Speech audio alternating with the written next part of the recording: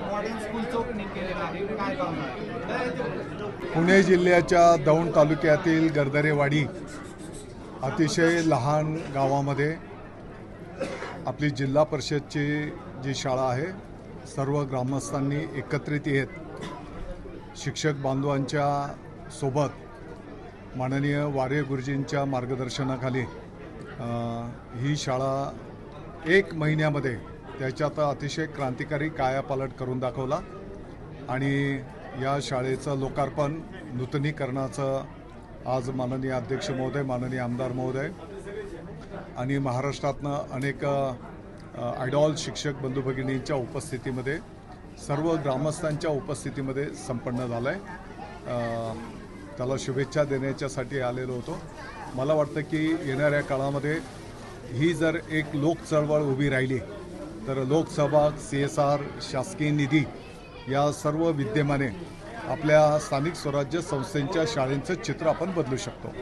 मराठी शाळेची पटसंख्या हा जो चिंतेचा विषय आहे, ही पटसंख्या वाढवण्यासाठी शासनाकडून कशा रीतीने प्रयत्न केले जातात?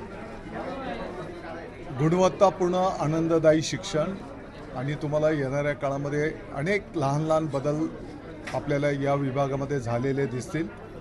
सगळ्या गोष्टींचा सारांश उत्तर असणार आहे, पटसंख्या वाढलेली असेल.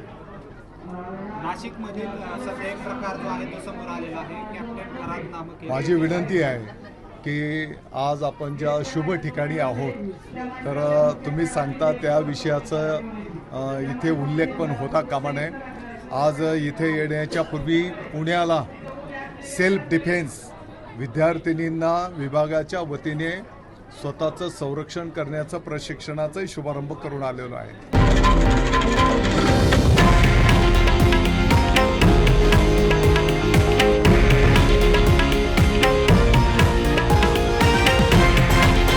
हे आहे देशातील नंबर 1 न्यूज नेटवर्क आणि आपण पाहत आहात TV9 मराठी, एकमेव.